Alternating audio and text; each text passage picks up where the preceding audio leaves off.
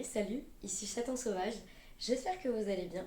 Alors aujourd'hui on se retrouve pour une vidéo, comme vous avez pu le voir dans le titre, où je vais parler des œufs et des poules plus exactement. Si vous ne le savez pas, je suis végane depuis un peu plus de 9 ans et demi maintenant.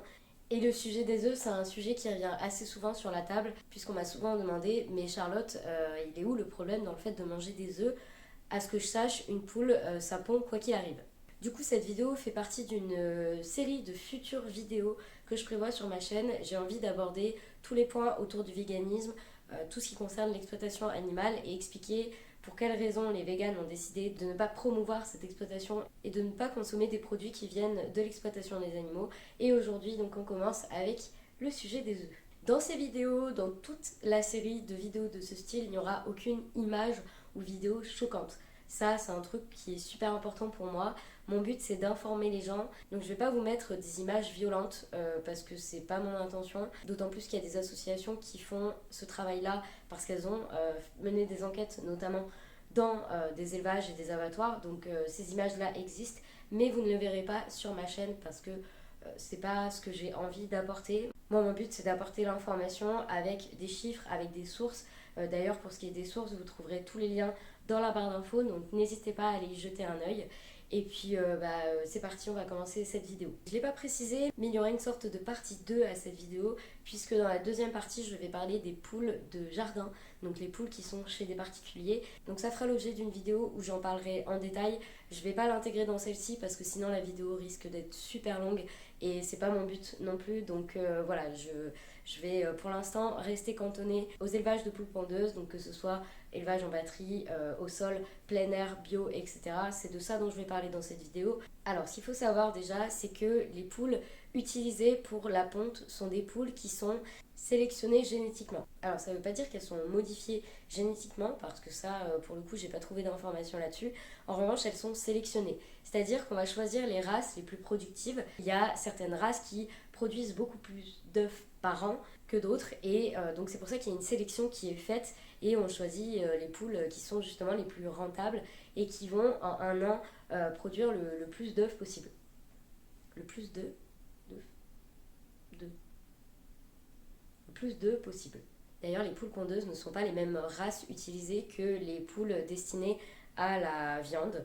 Par exemple, un poulet rôti que vous allez acheter je ne sais où n'est pas le même que la poule pondeuse.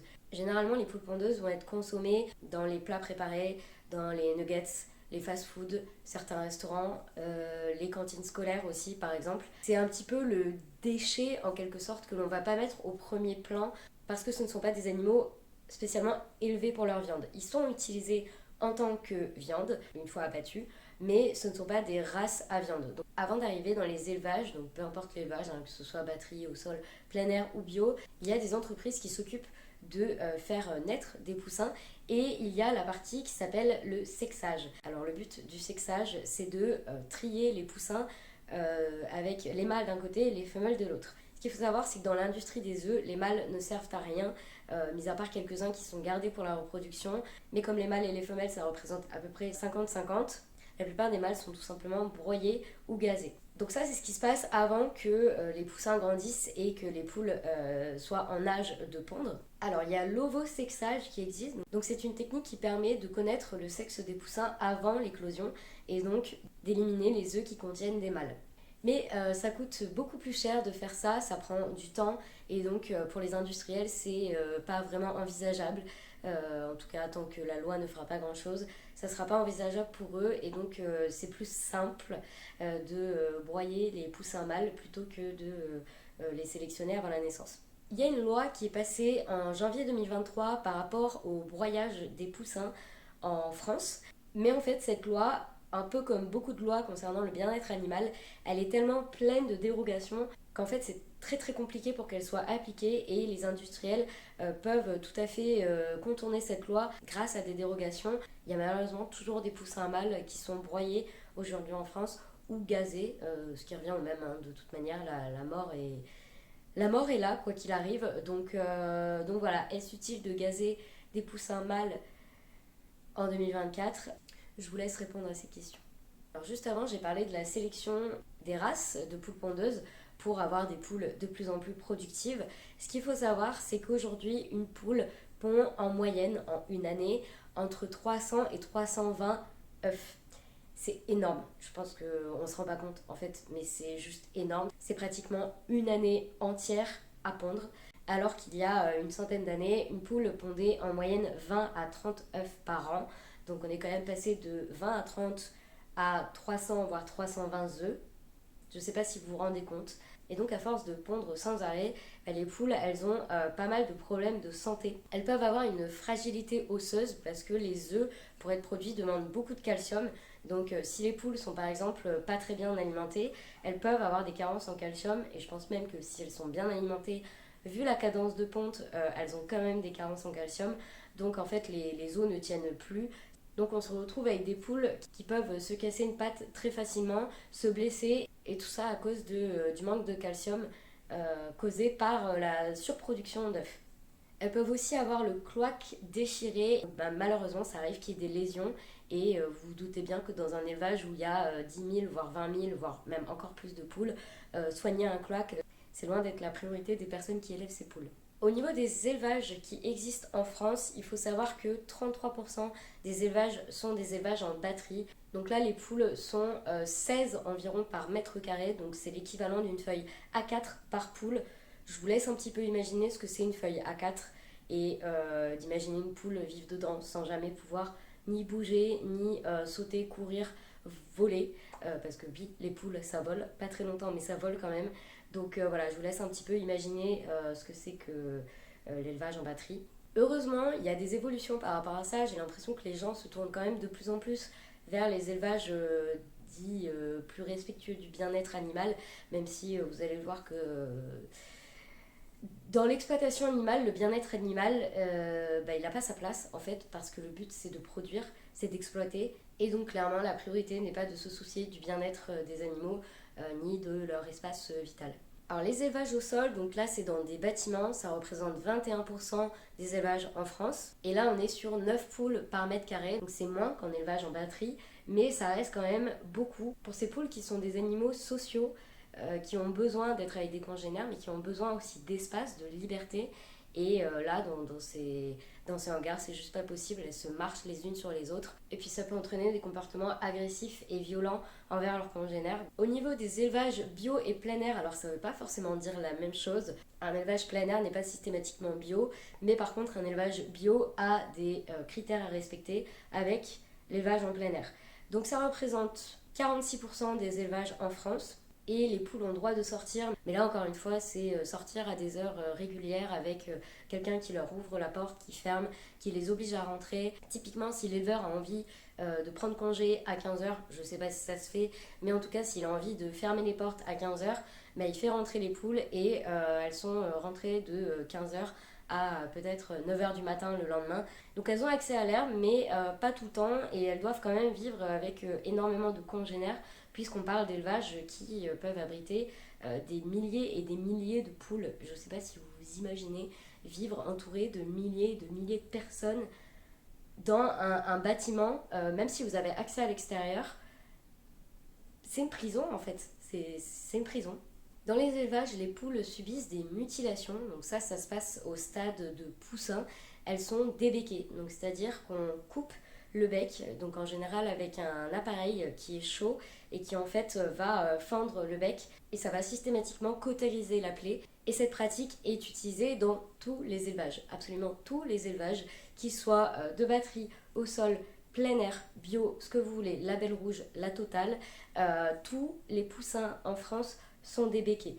Et ça en fait c'est pour éviter les agressions entre congénères, parce que comme je vous disais juste avant, la surpopulation des poules, elle est là. La poule c'est un animal social, mais il y a quand même des limites, et elles peuvent devenir très agressives, et donc on coupe leur bec pour éviter qu'elles s'attaquent entre elles.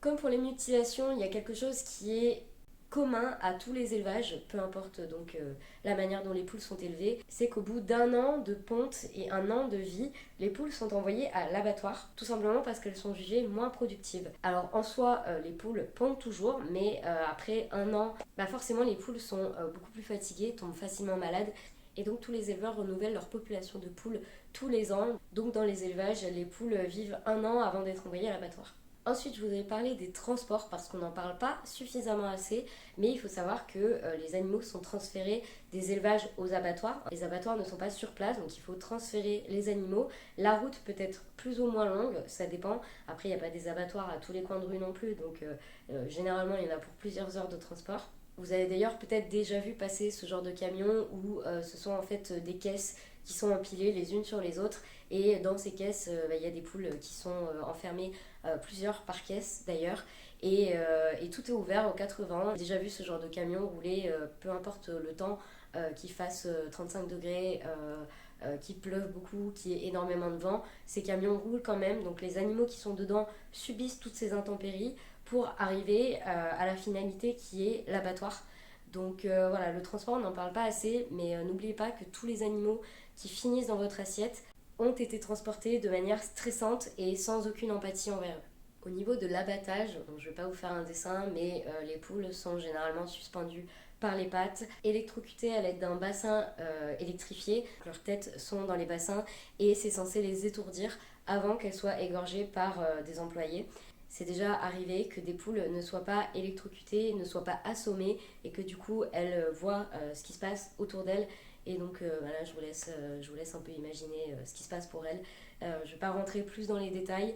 Si jamais vous ne me croyez pas, allez voir les vidéos de l'association L214 qui a mené beaucoup d'enquêtes dans des abattoirs. C'est vraiment pas le monde des bisounours. Et d'ailleurs, par rapport à l'abattage, sachez que peu importe l'élevage, les poules sont abattues de la même manière. C'est-à-dire qu'il n'y a pas un abattoir bio, il n'y a pas un abattoir plein air. L'abattoir abat des animaux, peu importe l'élevage d'où ils viennent. Il y a la traçabilité sur les animaux, il y a la traçabilité sur les papiers. Donc en fait, l'abattoir va tuer des poules de batterie, de plein air, bio, label rouge, élevage au sol, etc. Pour eux, il n'y a pas de différence. Donc dans tous les cas, peu importe les œufs que vous consommez et d'où ils viennent, il y a toujours des poules pondeuses qui finissent à l'abattoir, et ce, peu importe le mode d'élevage. Et même s'il y a des élevages qui gardent les poules pondeuses après 1 an de ponte, alors clairement c'est très